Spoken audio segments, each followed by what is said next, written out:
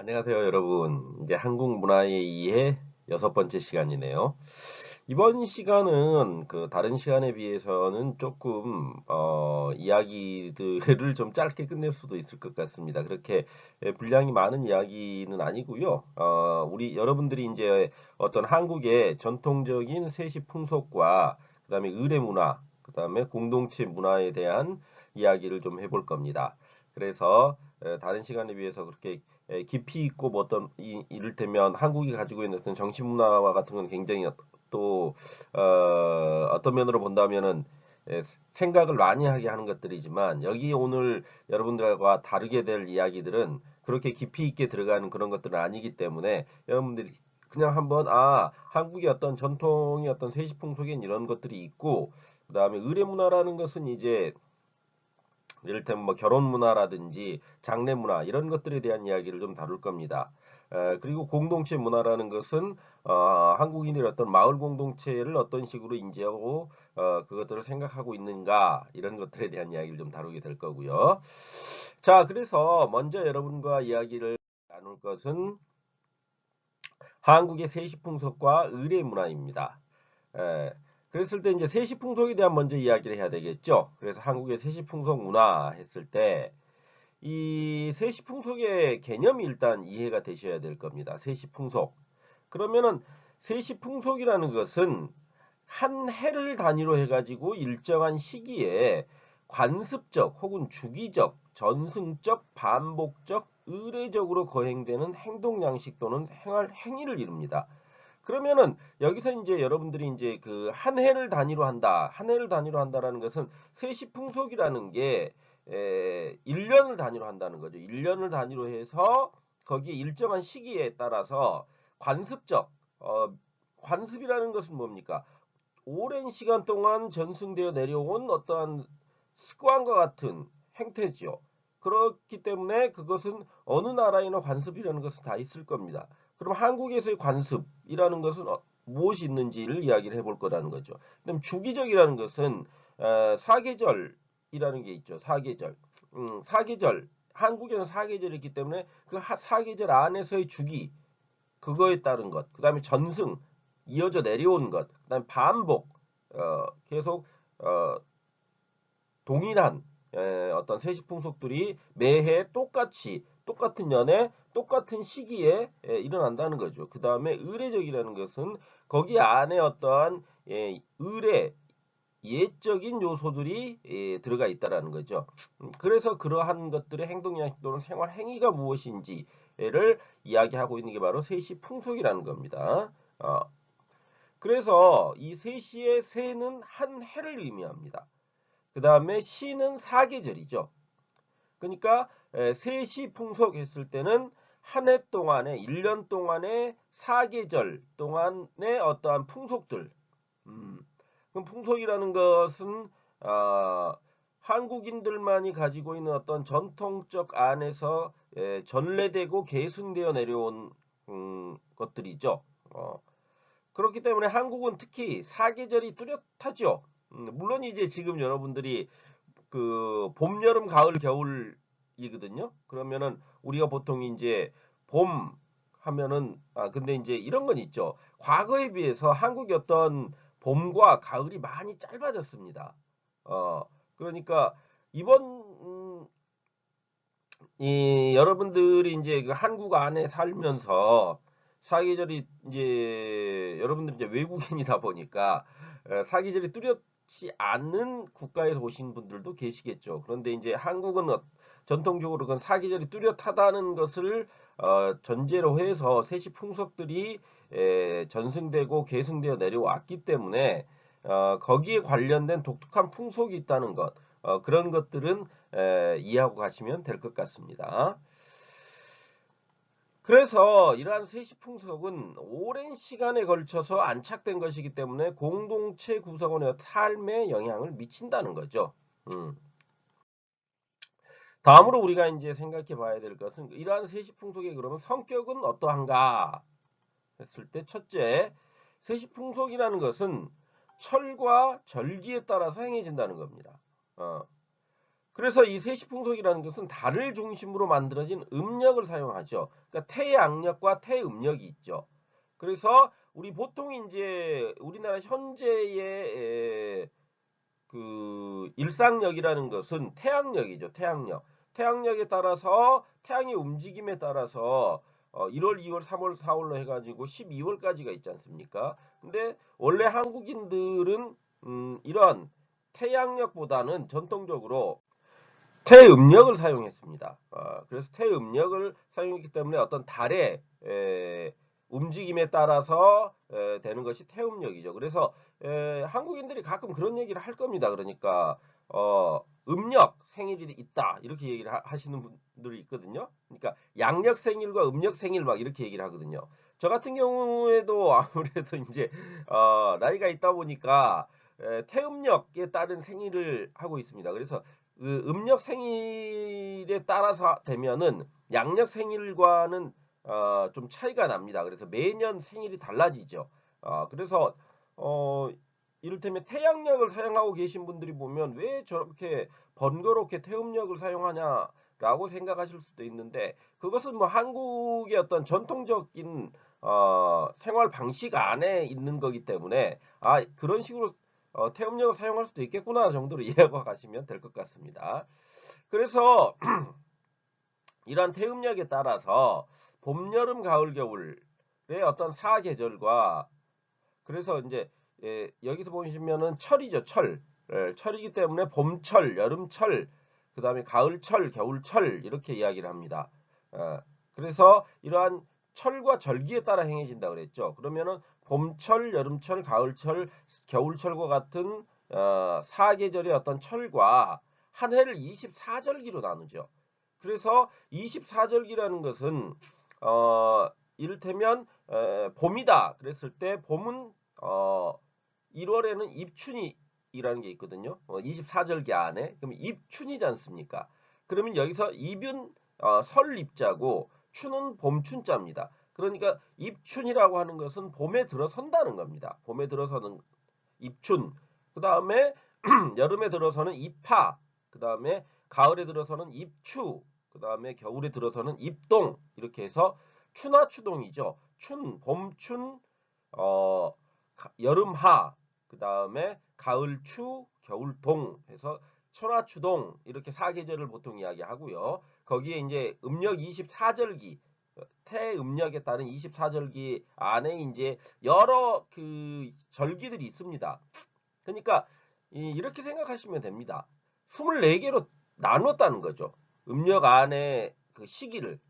그래서 그 시기들마다 여러 이제 그 절기들이 있는데 뭐 이를테면 아까 조금 전에 말씀드렸던 뭐 입춘부터 입춘, 입하, 입추, 입동 이런 것들이 있고요. 그 다음에 뭐 대한 이런 것들이 있거든요. 그럼 대한이라는 것은 큰 추위가 온다는 겁니다. 큰 추위가 오는 시기 12월 달 되면 있거든요. 대한이라는 게.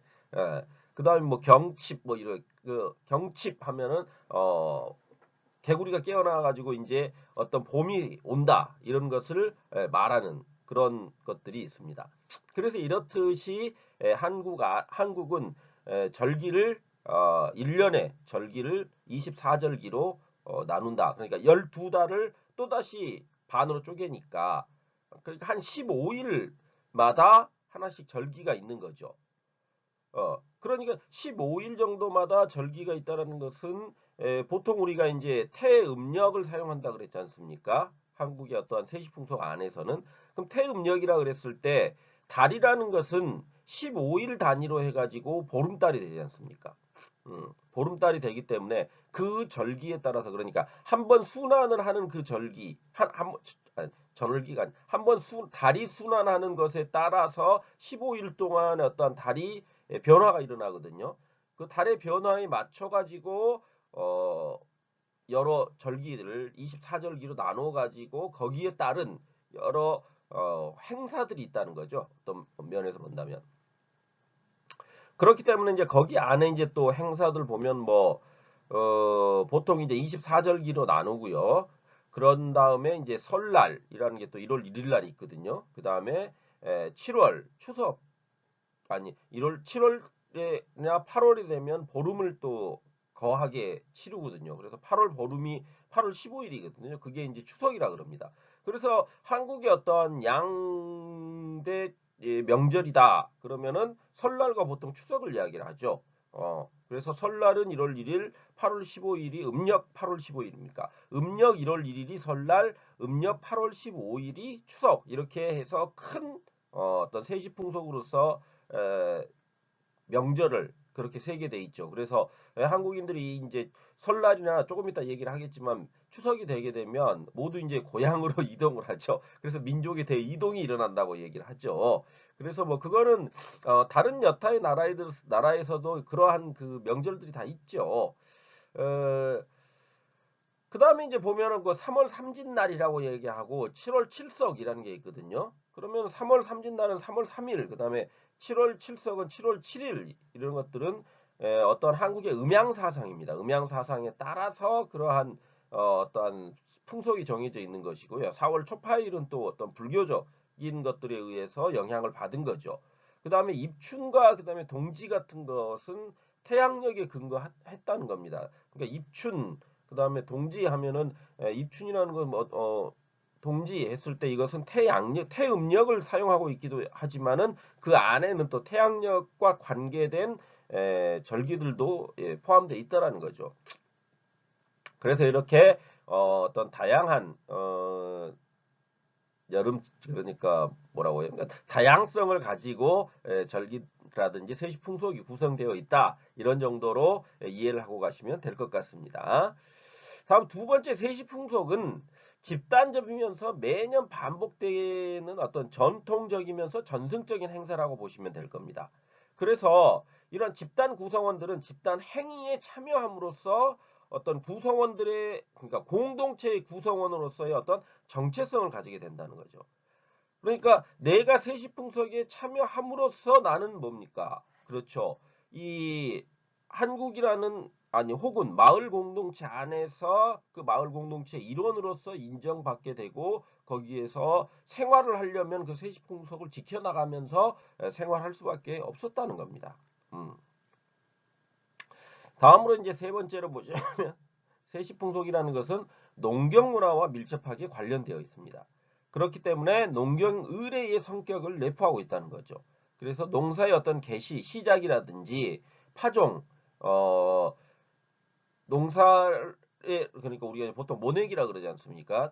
다른 쪽의 논에다 심어놨던 그 어린 싹들을 이쪽 이제 본격적으로 논에다 파종을 해가지고 씨를 뿌려가지고 이제 그 농사를 시작한다는 거거든요. 그래서 이제 제초라는 것은 그 올라온 자라나고 있는 이를테면 벼에 그 제초지 않습니까?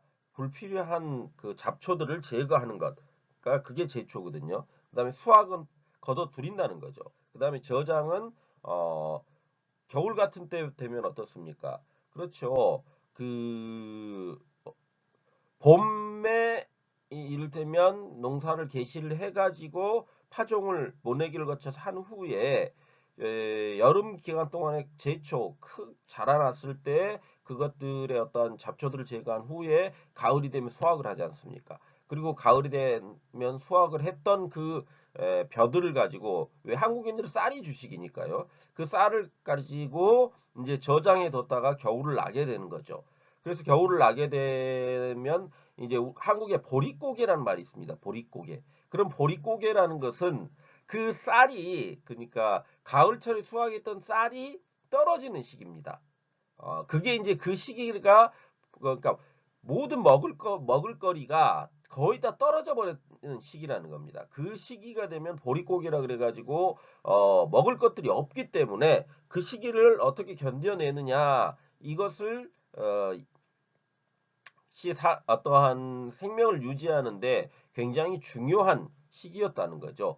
그러니까 이제 보통 우리가 이제 어른들이 얘기를 들어보면 옛날에 보릿고개도 다 넘겼는데 이런 말을 하거든요. 그럼 보릿고개를 넘겼다는 것은 그 힘든 시기를 다 지내왔는데 이런 의미가 있다는 거죠. 그런 식으로 이해를 하고 받아들이시면 될 것 같습니다.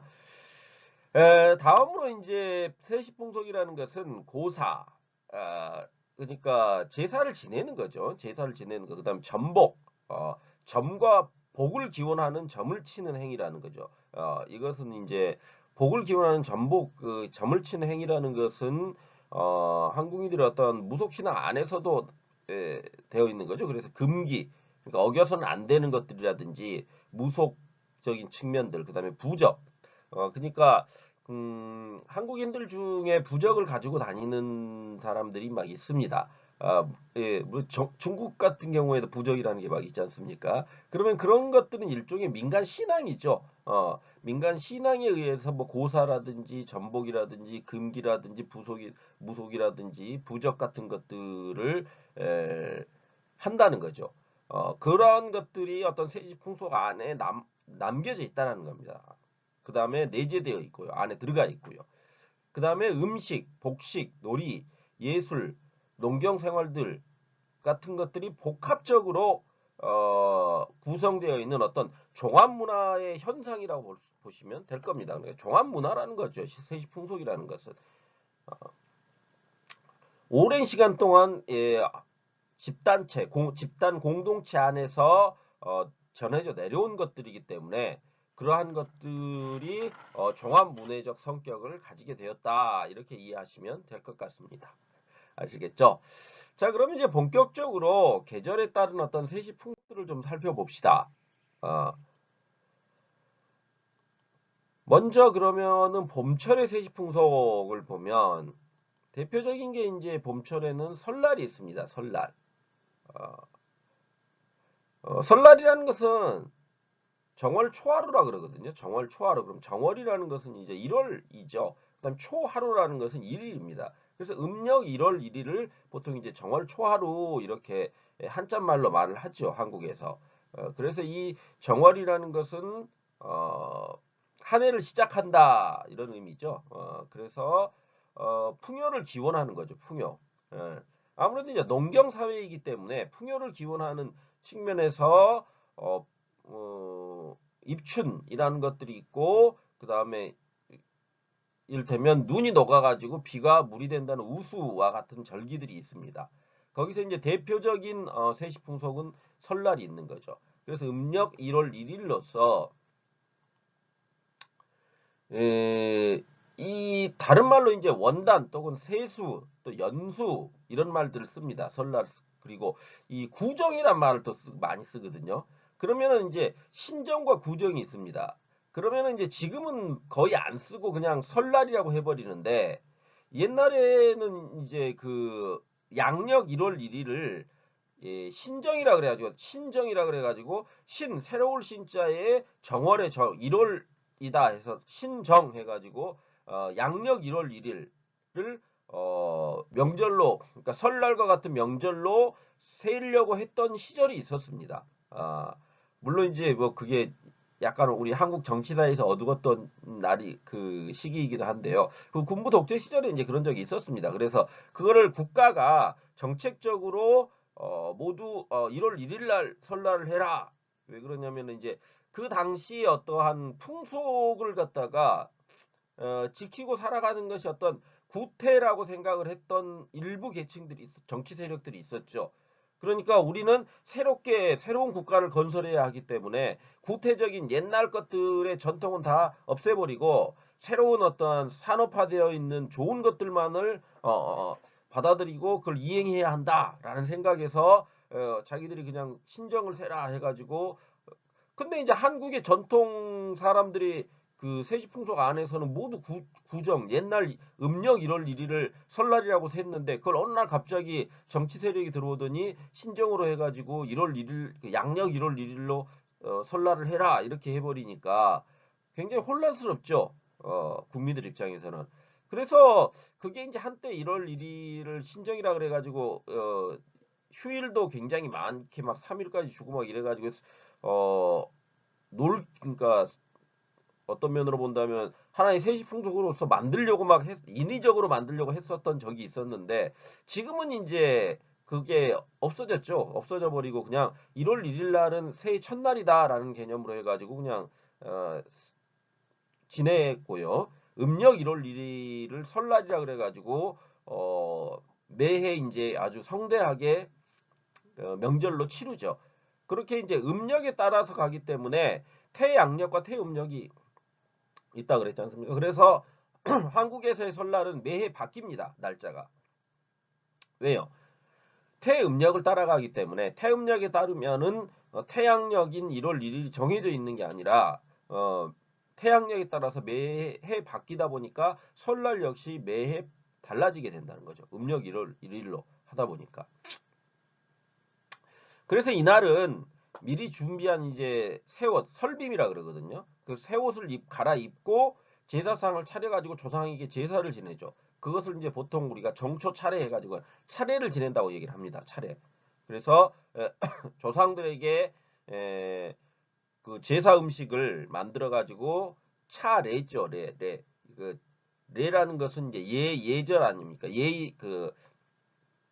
예의를 지키는 거 아닙니까? 예의를 지키면서 어떤 의식적인 측면을 한다는 거죠. 그래서 정초 차례를 지키고 다음으로 차례 후에는 새해 첫 인사인 세배를 하게 됩니다.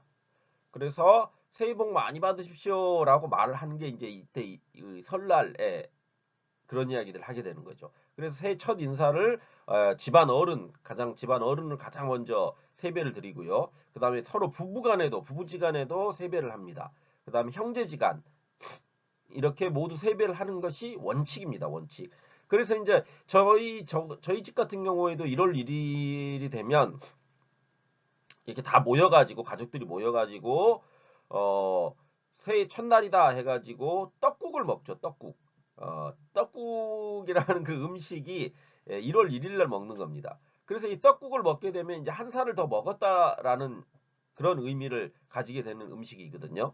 물론 지금 이제 이 떡국이라는 게 어떤 보편화 되어 가지고 꼭 1월 1일 날 먹는 게 아니라 그냥 아무 날이나 먹을 수도 있는 그런 음식이 돼 버렸는데 과거에는 떡국을 1월 1일 날 먹었죠. 1월 1일 날 그 떡국이라는 음식을 먹음으로써 이게 이제 한 살을 더 먹었다라는 그런 의미로 먹기를 했던 그런 음식이다. 이렇게 이해하고 가시면 될 것 같습니다. 그래서 세배를 하는데 이러한 그러니까 집안 어른, 부부지간, 형제지간 세배가 다 끝나면 그 다음에는 이제 이웃 어른들한테 세배를 다녔습니다. 그래서 보통 이제 그 지금은 1월 1일을 설날 전날과 그다음에 설날, 그다음에 설날 후날 해가지고 한 3일 정도 쉬는데요. 예전에 제가 어렸을 때만 해도 이 공식적으로 휴일이 아니더라도 1월 1일부터 시작을 해가지고 저 같은 경우에도 어렸을 때 그 이웃 어른들에게 세배를 다 다녔습니다. 그럼 세배를 다니면 이제 그 세배를 하지요. 인사를 하지요. 그럼 뭘 줍니까? 세뱃돈이라는 걸 줍니다. 세뱃돈. 그래서 세뱃돈이라는 것을 복을 기원하는 의미로 주는 거죠. 돈을 주면서 그러니까 그 세뱃돈을 받아가지고 어떤 면에서 본다면은 그 어린 아이들은 그 세뱃돈을 받은 것을 가지고 모아가지고 이제 자기가 뭔가 사고 싶은 것들을 물품들을 사고 막 그랬던 게 있습니다. 그래서 세뱃돈이 그 매해 이제 조금씩 그 어떤 면으로 본다면 그 약간 부담스러울 수도 있겠죠. 그러니까 이 세뱃돈은 그리고 보통 이제 그 이렇게 정해진 건 아닌데 세뱃돈을 받는 나이는 그러니까 그러니까 초등학교, 중학교, 고등학교까지 학생일 때까지 대학생까지는 그래도 세뱃돈을 줍니다. 어른들이. 그런데 이제 대학생인데도 이제 뭐 이를테면 아르바이트 같은 걸 해가지고 돈을 벌기 시작하면 어떤 돈을 벌기 시작하면 이제 세뱃돈이라는 걸 안 주죠. 안 줍니다. 그래서 그냥 세배만 하고 말죠. 예, 그런 것들이 있습니다. 그런 것들이 일종의 세시풍속이기 때문에 한국인들에게 그런 것 그러니까 세뱃돈이라는 것은 그런 의미구나라고 이해를 하고 가시면 될 것 같고요. 그 다음에 친척, 친지, 친구 등에게도 인사와 덕담을 나누죠. 그러면 인사와 덕담을 나누는 게 바로 이제 새해 복 많이 받으십시오라는 그런 말들이죠, 말들. 그러면 새해 복 많이 받으십시오라는 것, 이런 거 1월 1일이 되게 되면 평소에는 좀, 연락을 하지 않았던 사람들에게까지 모두 그러니까 윗 어른에 해당되는 거구나 직장 상사인데 혹은 내가 뭔가 인사를 해야 할 사이다 그러면은 그 시기가 되면은 이제 막 인사와 덕담을 나누는 거죠. 그렇게 함으로써 안부를 묻는 그런 행위들을 막 합니다. 그 다음에 조상의 무덤을 찾아가지고 인사를 역시 드리죠. 그래서 거기서도 역시 무덤 앞에서 이제 절을 하게 되는 거죠. 그런 행위들을 설날 한다는 겁니다. 그 다음에 이러한 설날에 즐기는 놀이로는 윷놀이, 그 다음에 널뛰기, 연날리기, 돈치기, 지신밟기 이런 것들이 있습니다. 다음으로 이제 세시풍속 대보름이 있습니다. 이제 보통 정월 대보름 이렇게 이야기를 하거든요. 그래서 이제 이 어떤 농경국가 안에서 보름달이라는 것은 풍요를 상징합니다. 그렇기 때문에 그 풍요를 지원하는 정월 대보름, 그 다음에 6월 유두, 7월 백중, 8월 추석 이러한 것들이 있습니다. 이게 이제 어떠한 한국의 전통 의례라고 할 수가 있죠. 그래서 어, 정월 대보름, 그러니까 대보름이라는 것은 보름인데 15일마다 행해지죠. 태음력에 따르면 15일마다 행해지는 거기 때문에 정월 대보름이라는 것은 정월 1월 15일이 해당이 되는 겁니다. 그래서 풍요를 기원하기 위해서 이 세시풍속이 생겼다는 거죠. 그래서 정월 대보름이라는 것은 1월의 보름을 일컫는 말인데요. 오곡밥을 먹습니다. 오곡밥 이때. 그래서 이 오곡밥은 쌀, 이때 쌀은 이제 보통 우리가 이제 찹쌀을 먹거든요. 찹쌀. 맵쌀도 먹는데, 그러니까 맵쌀은 보통 우리가 일반적으로 한국인들이 먹는 이제 쌀인데, 그걸로 이제 맵쌀이라고 얘기를 하거든요. 그 다음에 찹쌀이라는 것은 찰기가 훨씬 더 많은 쌀입니다. 그래서 찹쌀이라는 것은 그 희귀성이거든요. 많지 않고 비싸다고 인식이 됐기 때문에 특별한 날 이 찹쌀로 밥을 지어 먹습니다. 역시 이제 오곡밥이라는 것도 그래서 이제 찹쌀로 짓는 경우가 많이 있었죠. 그래서 찹쌀, 그 다음에 통, 팥, 보리, 조 이런 것들을 섞어가지고 밤이나 대추를 넣어가지고 먹는 거. 그것을 이제 보통 이제 오곡밥이라고도 하고요. 찰밥이라고도 합니다. 그냥 찰밥. 그래서 이 오곡밥을 보면 그 여러분들이 시장 같은 데 가면은 떡집에 가게 되면 그 하얀색 밥이 아니라 약간 갈색 톤의 밥들이 막 있습니다. 근데 그 밥에 이를테면 대추라든지 혹은 밤 이런 것들이 섞여 있는 약밥이라 그러거든요. 그 약밥이 있는데 그게 일종의 이제 그 보름날 먹는 정월 대보름날 먹는 오곡밥이라고 생각을 하시면 됩니다. 그런 식으로 해가지고 먹는 그런 것이 어떠한 일종의 세시풍속이다 이렇게 보시면 되겠죠. 다음 묵은 나물들 그러니까 말린 나물이죠. 말린 나물들. 그래서 취나물, 고사리, 무고지. 무고지라는 것은 이제 무입니다. 무를 말린 거죠. 그 다음에 말린 가지 이런 것들을 먹는다는 거죠. 같이 그날. 그게 이제 정월 대보름의 어떤 음식 문화가 되겠습니다. 음식 문화. 그러면서 또한 보름날은 이제 밤, 호도, 잣, 은행 이런 것들을 깨물입니다. 깨물어 먹죠. 깨물어 먹으면서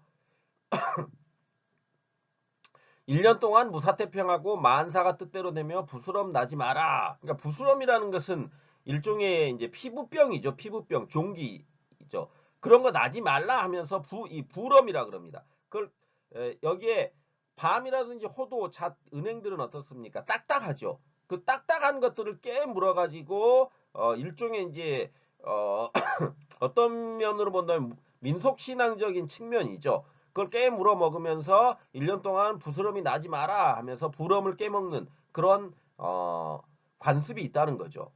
그런 관습. 또한 이제 또 하나의 관습으로서 아침 일찍 술을 먹으면 귀가 밝아진다 그래가지고 술 한 잔을 먹는 그런 관습이 있다는 겁니다. 그래서 이명주 이거를 이명주라는 이라는 것은 귀자에 명은 밝을 명입니다. 그러니까 말 그대로 귀를 밝게 하는 술이죠. 귀박이 술 혹은 이명주 한자로 이렇게 하면서 술을 한 잔씩 먹었다는 겁니다. 정월대보름이 되면. 그게 이제 정월대보름에 하는 어떠한 세시풍속이라고 이해를 하고 가시면 될 것 같습니다. 다음으로 보름의 어떤 대보름의 놀이에는 달집 태우기, 망우리 돌리기, 쥐불놀이, 횃불 싸움, 줄다리기, 다리 밟기, 지신 밟기, 탈놀이, 돌싸움 이런 것들이 있습니다. 그래서 이것은 어떠한 그 놀이라는 거죠. 놀이 말 그대로. 그래서 정월 대보름이 되면 달집 태우기 달집을 지어가지고 그걸 그 태워버립니다. 불로. 그다음에 쥐불놀이를 막 하죠. 그다음 횃불 싸움 이런 것들을 하기 때문에 지금은 이제 그 위험하다 그래가지고 못하게 하죠. 그런데 제가 어렸을 때는 이런 것들을 그 정월 대보름날 막 하고 그랬습니다. 특히 이제 그 정월 대보름이 되면 아무래도 1월 15일이다 보니까 겨울입니다. 겨울. 겨울에 농사를 다 짓고 나서 그 논이 벌판이지 않습니까? 그럼 그런 데서 이제 이런 달집 태우기라든지 지불놀이, 횃불싸움 이런 것들을 했죠. 아시겠죠? 그런 이렇게 이제 어떠한 봄철의 세시풍속이 설날과 정월대보름 큰 두 행사가 있었다는 거죠. 여름철의 어떤 세시풍속은 초파일이 있습니다. 초파일. 이것은 이제 4월 초파일 해가지고 부처님 오신 날 이제 이라고 해서 어떠한 불교적인 행사죠. 불교적인 행사인데 한국인들이 아무래도 불교를 받아들이는 게 삼국시대부터 받아들이지 않습니까? 그러니까 굉장히 오래된 종교죠. 굉장히 오래된 종교이니까 이 4월 초파일도 하나의 세시풍속으로서 전해지고 어떤 행사를 하게 된다는 거죠. 그렇기 때문에 각 가정에서 이제 연등을 만들고 탑돌이를 하면서 소원을 비는 겁니다.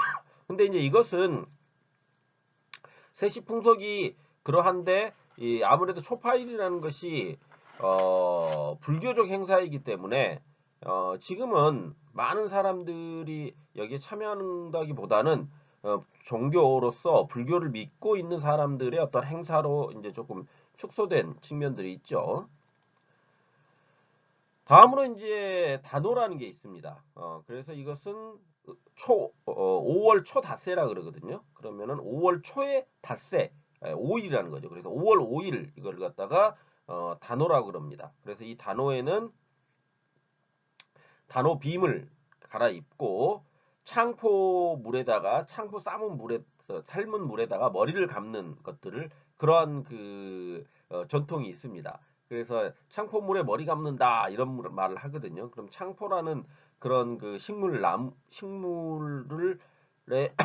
머리를 감으면 좋다라는 거죠. 그러니까 수명이 길어지고 복이 온다라는 그런 의미를 가지고 있기 때문에 창포물에 이제 머리를 감게 되는 거죠. 그래서 단오의 놀이에는 그네뛰기, 씨름 이런 것들이 있습니다. 그래서 보통 이제 그네를 많이 뛰죠. 그네라는 것은 여러분 뭐 잘 알고 계시죠? 그래서 이제 이 단오날이 되면은 옛날에는 그 여자들이 밖을 나갈 수가 없지 않습니까? 그래서 그 그네라는 것을 통해 가지고 멀리 내다보잖아요.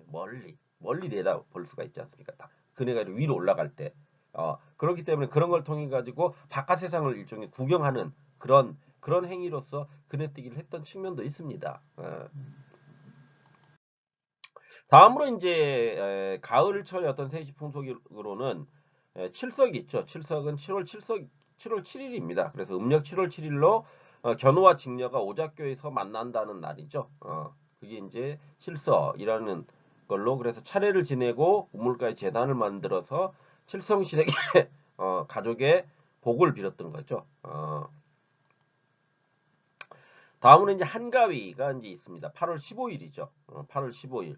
그래서 음력 8월 15일이고 추석이라 그럽니다. 보통 우리가. 그래서 중추절, 가위, 가윗날, 가베일 이렇게 해도 부릅니다. 근데 보통 이제 한가위나 추석이란 말을 가장 많이 쓰지요.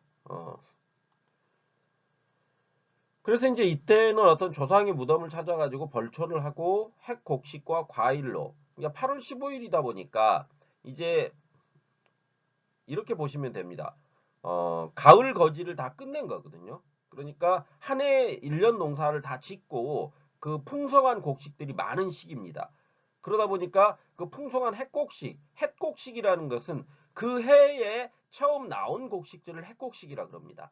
그럼 그 해에 나온 첫 곡식들과 그 해에 나온 과일들로 차례를 지내는 거죠.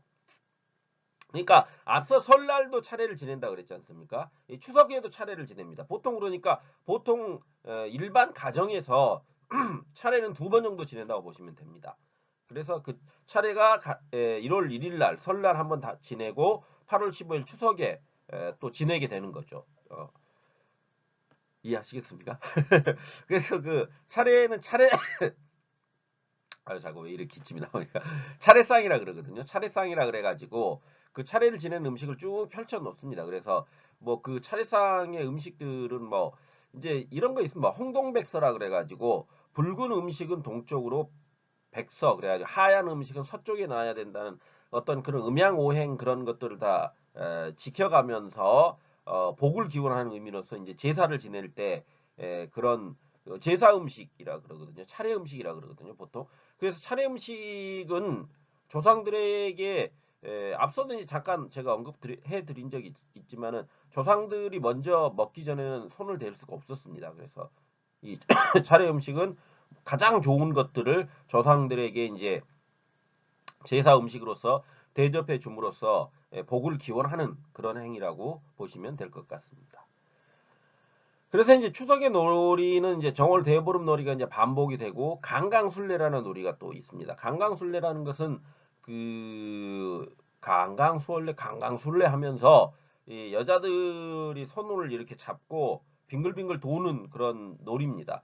그런데 이 강강술래가 그 임진왜란 때도 쓰이거든요. 그러니까 임진왜란 때 이순신 장군이 일본인들에게 일본 그러니까 왜구죠, 왜구. 왜군들에게 한국군이 많다는 것을 보여주기 위해서 여자들이 전부 이제 횃불을 하나씩 들고 손에 손을 잡고 강황술래 이렇게 빙빙빙빙 돌게 했습니다.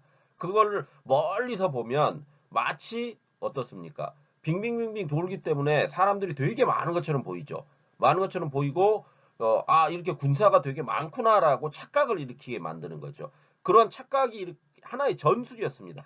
전투를 하는 그 전술로서 활용되었던 것들 중에 하나가 또 강강술래라는 놀이이기도 합니다. 그러니까 강강술래라는 놀이 안에 그러한 그 역사 속에 어떠한 숨은 그런 것들이 있다는 것도 이해하고 가시면 될 것 같습니다.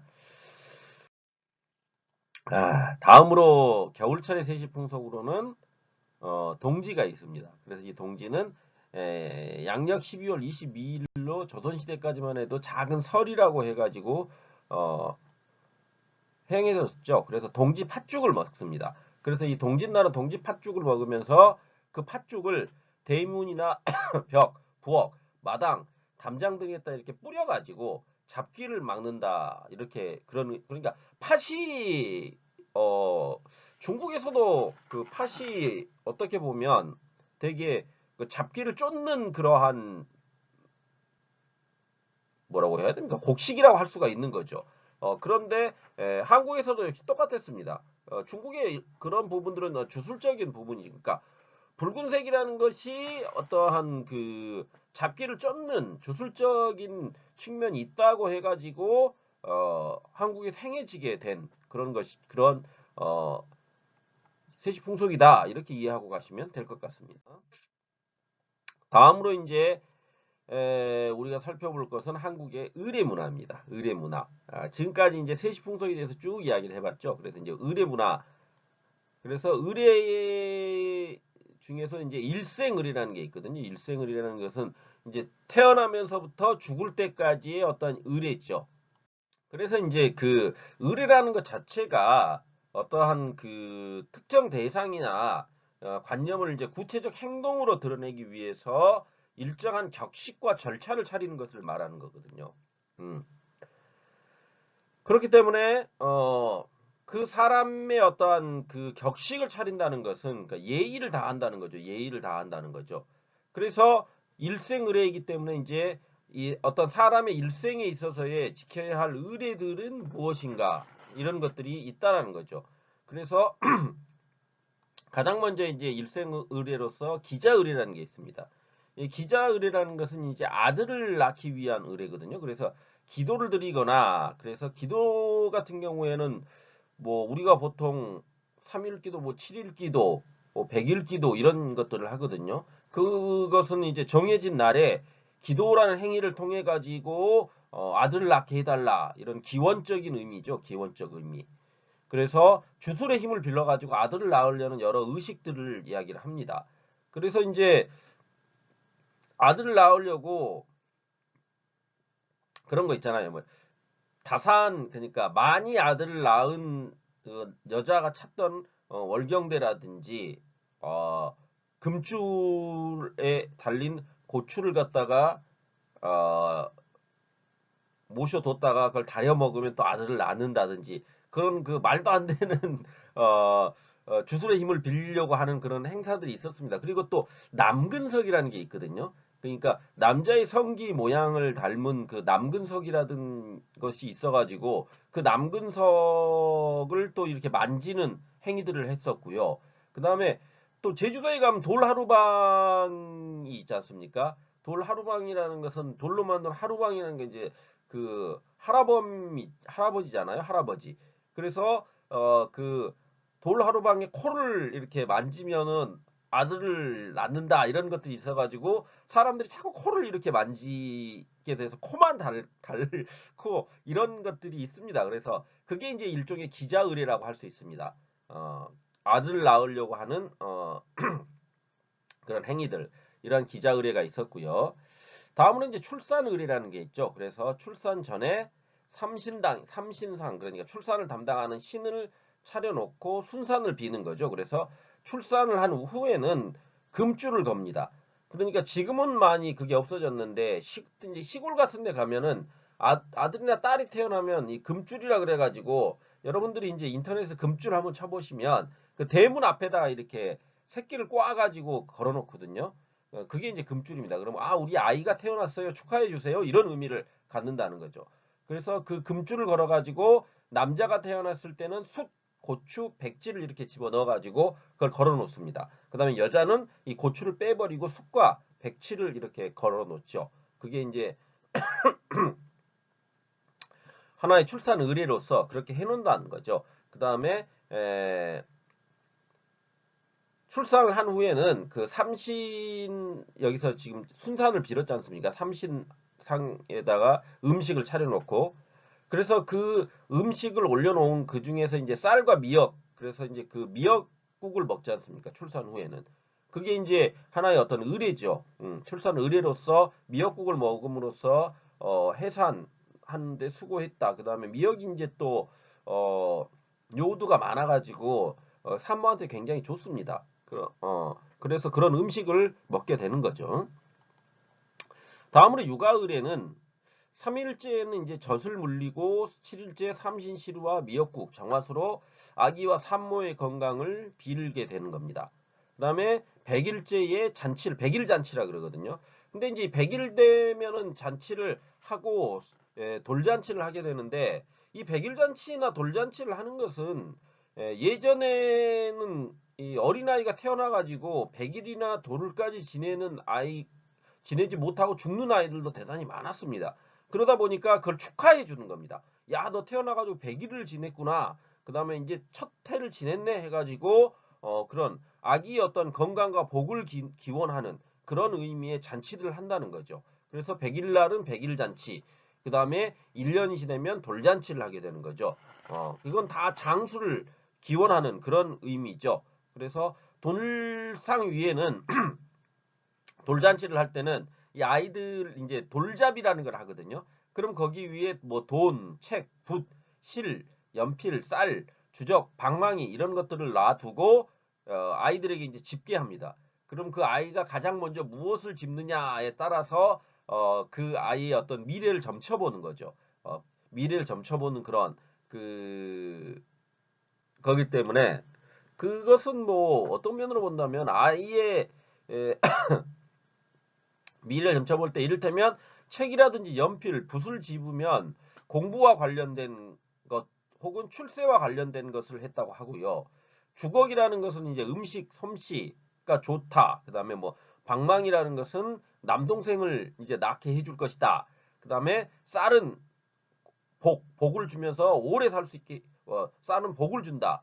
그 다음에 실을 잡은 건 실이 이렇게 길지 않습니까? 길기 때문에 오래 장수를 할 것이다. 이런 의미를 지니고 있거든요. 그럼 그것을 어떤 것을 잡느냐에 따라서 사람들이 그걸 가지고 그 아이의 어떤 미래를 갖다가 점치는 그런 행위를 했다라는 거죠. 그게 이제 돌잔치에서 돌잡이라고 해가지고 행해지는 것들입니다. 다음으로 이제 그 성년 의례가 있죠. 그래서 어린 남녀가 이제 성인이 되었을 때 그 성년이 되었다라는 것을 알리는 행사로서 남자는 이제 상투를 튼다고 얘기를 하거든요. 그래서 관례를 통해 가지고 상투를 틀고 관을 씀으로써 성년이 되었다라는 것을 알려주고요. 여자들은 이제 계례를 통해 가지고 머리를 이렇게 들어 올리는 거죠. 그래가지고 거기에 비녀라는 것은 그 머리에 꼽는 거 아닙니까? 그래서 그 머리를 이렇게 틀어 올려가지고 비녀를 꽂아 줌으로써 이제 너는 여자 어른이 되었다라는 것을 하는 그런 성년 의례를 지내게 된다는 거죠. 다음으로 이제 혼인 의례가 있습니다. 그래서 혼인 의례는 먼저 이제 혼담이 오고 가죠. 그래서 남자 나이가 15세에서 60세, 그다음에 여자 나이 16세에서 17세에 혼담이 오가고 그 혼인은 수주를 통해 가지고 궁합을 보고 그 궁합에 따라서 결정을 한다는 거죠. 궁합이 맞다 이렇게 해가지고 그 태어난 일시를 갖다가 사주단자, 그러니까 여기서 지금 이제 다음에 나오겠지만요, 이 사주단자 혼인이 워낙에 이제 그 궁합이 맞다라는 것이 결론이 내려지면 이제 사주단자를 보내게 됩니다. 그래서 이제 사주단자라는 것은 혼인이 이제 원만하게 진행된다라는 것을 알리는 거거든요. 그래서 남자 쪽에서 남자의 어떤 출생, 연, 월, 시를 적은 그러니까 언제 태어났고 몇 월 달에 태어났고 시라는 것은 몇 시에 태어났느냐 이것도 굉장히 중요하거든요. 한국에서는 어떤 전통적인 것 안에서는 그 주술적인 거죠. 주술적인 의미에서 그런 것들을 적어가지고 팔자라 그러지 않습니까? 그러니까 팔자가 있어가지고 거기에 사주단자에 넣어가지고 궁합이 맞는지 안 맞는지. 그러니까 궁합이라는 것은 남자와 여자의 어떠한 그 생년월일들이 서로 음양오행 일종의 음양오행에 해당되는 겁니다. 그래 음양오행에 맞는지 안 맞는지를 점쳐가지고 맞다 그러면 이제 사주단자가 남자 측이 보내고 그걸 받으면 이제 결혼이 성사되는 걸로 쳤다는 거죠. 그래서 이제 그 사주단자를 받은 신부 측에서는 이제 태기를 하는 겁니다. 그래서는 사주단자를 남자 집에서 보냈기 때문에 그 답례로서 혼인 날짜를 잡아가지고 신랑 측에게 보내는 게 이제 태길이 되는 겁니다. 그러니까 이게 하나의 의례로서 이렇게 돼가지고 있다라는 거죠. 근데 이제 지금은 어떤 혼담, 사주, 태길이라는 게 어떤 행사를 직접적으로 이렇게 하고 하는 것보다도 많이 이제 간소화됐죠. 그래서 그걸 직접 보내고 이런 것들은 지금 거의 없죠. 태길이 끝나면 이제 납패라는 걸 합니다. 이제 보통 이제 함이라 그러거든요. 그래서 청혼이 이루어졌다는 증거로서 신랑 집에서 신부 측에 예물을 보내는 거죠. 그걸 이제 함이라 그래가지고 그 안에다가 담아가지고 보낸다는 겁니다. 그래서 함 사시오 하면서 이렇게 이런 그런 그러니까 어떤 드라마 같은 한국 드라마 같은데 보면 그 함을 짊어지고 있는 함제비가 있고요. 그걸 이 오징어를 이렇게 머리에다 뒤집어 쓴 그 함제비가 그 함을 지고 신부 집에 가는 겁니다. 그러면 이제 그 함을 사야 되지 않습니까? 신부 집에서는. 그러니까 그 신부 측, 그러니까 신랑 측에 신랑 우인들, 친구들이 그 함을 가지고 신부 집에 가는 거거든요. 그러면 그 신부는 그 함을 사야 되기 때문에 이제 거기 안에서 실랑이가 벌어지죠. 그런 광경들이 이제 함을 하면서 하는 어떤 일종의 결혼을 축하하기 위한 하나의 의식입니다. 그러니까 그 함을 팔러 간 친구의 우인들은 이제 그 함을 팔아야 되기 때문에 그 신부 측에 가가지고 이를테면 그 함을 빨리 사라. 그래서 그러니까 함을 짊어진 함제비가 한 걸음 옮길 때마다 거기다 이제 돈을 이렇게 놔줍니다. 그 돈을 놔주는 것은 그걸로 이제 쉽게 얘기하면 함을 지고 오느라고 수고를 했으니까 신랑 니들 이걸 가지고 가서 니들끼리 이제 뭘 음식을 해 먹어라 이런 의미를 지니고 있는 겁니다. 그래서 그 함을 이제 가지고 들어가 가지고 함을 놓기 전에 그 박이 있거든요. 박을 이렇게 놔두고 그 박을 탁 이렇게 발로 밟아가지고 깨야지 이제 함을 들어갈 수 있는 그런 행위들이 있습니다. 아무튼 뭐 그런 행위들이 전부 이제 어떤 신랑과 신부 사이에 예물이 오가는 그런 가운데서 벌어지는 일이다라고 이해를 하시면 될 것 같습니다. 다음으로 이제 예식을 하게 되죠. 그래서 신랑은 혼례가 있는 날 혼례를 올리기 위해 이제 신부집으로 가고 이를 초행이라고 합니다.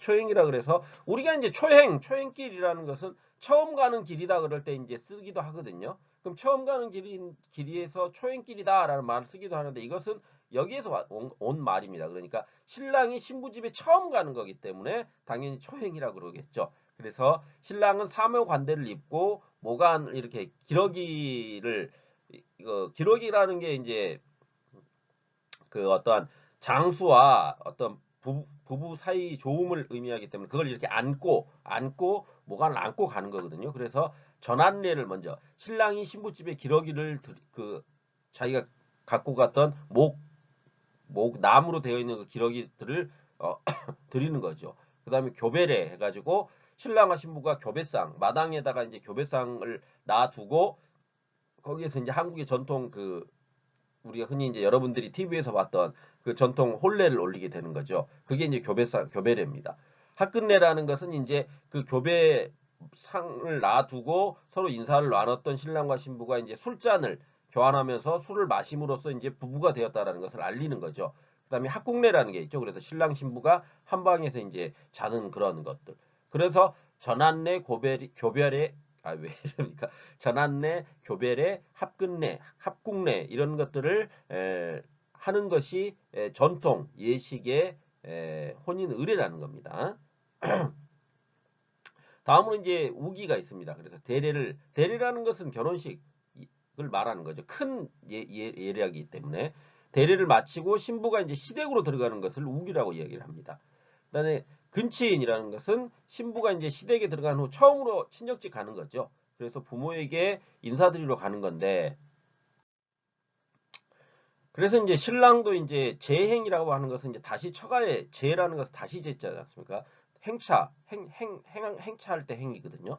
그래서 재행을 한다, 다시 이제 간다는 거죠. 그때 이제 이바지 음식이라는 것을 해가지고 갑니다. 그러니까 신부집에 이바지 음식을 해가지고 주면서 이제 가게 되는 게 재행이죠. 물론 이제 지금은 이런 것들이 간소화돼 가지고 보통 이제 신혼여행을 갔다 와가지고 신부집에 가는 경우가 많지요. 그런 지금은 이제 좀 간소화된 측면이 있습니다. 다음으로 이제 상례가 있습니다. 상례라는 것은 죽음에 관한 예식이죠. 죽음에 관한 예식이죠. 그래서 초종, 죽음을 확인하는 절차죠. 그래서 임종, 초혼, 사자상, 수시, 시사전, 부고 이렇게 되어 있는데요. 임종이라는 것은 이제 사람이 죽을 기미가 보이면 그 사람들이 이제 그 가족들이 그 죽은 이가 모여 있는 방으로 모여가지고 새 옷을 갈아입히고 사람이 죽어가는 것을 바라보는 것을 이제 지켜보는 것, 그것을 임종이라고 하고요. 그래서 이제 사람이 죽으면 그것을 서럽게 곡을 하는 죽었다는 것을 곡을 하는 그런 것을 임종이라고 합니다. 그 다음에 이제 초혼이라는 것은 이제 사람이 죽었다는 것을 알리는 거죠. 그래서 우리가 이제 어떠한 드라마 같은 데 보면은 왕이 죽고 나면 그 왕의 내시가 지붕 위에 올라가 가지고 왕이 입었던 그 옷을 가지고 막 펄럭펄럭 하면서 막 이야기를 하거든요. 뭐 몇 월 몇 설 몇 시에 누가 죽었다 복복복 하면서 이렇게 외치면서 그런 행위들을 합니다. 그게 이제 초혼이라고 할 수가 있죠. 그 다음에 사자상이라는 것은 죽은 사람의 영혼을 사자들, 저승사자들이 데리고 가야 되기 때문에 그 죽은 사자들을 대접하는 그런 상을 차려주는 거죠. 그 다음에 숫이라는 것은 시신이 이제 굽기 전에 반듯하게 눕혀가지고 간단하게 이렇게 묶어놓는 겁니다. 그걸 이제 수시 혹은 소렴이라고 이야기를 하거든요. 그 다음에 시사전이라는 것은 이제 그 묶어놨지 않습니까? 시신을 그걸 이제 시사전이라 그래가지고 병풍 앞에다가 이제 병풍을 칩니다. 그 앞에다가 그리고 거기에 이제 상을 차리고 혼백을 달래는 그러한 이 상을 놔두는 것. 그게 이제 시사전이라고 합니다. 그 다음에 부고라는 것은 이제 주변 사람들에게 죽은 이의 어떠한 죽음을 알리는 그러한 그 소식을 전달하는 그런 것들을 부고라고 하죠. 다음으로 이제 치장을 하죠. 그래서 이제 그 습렵 첫째 날에 시체를 목욕시키고 의복을 갈아입히는 습을 한 후에 둘째 날 습이 끝난 시신을 묶어가지고 놓는 소렴을 하고요. 셋째 날 시신을 단단히 묶고 입관 준비를 하는 대렴을 합니다.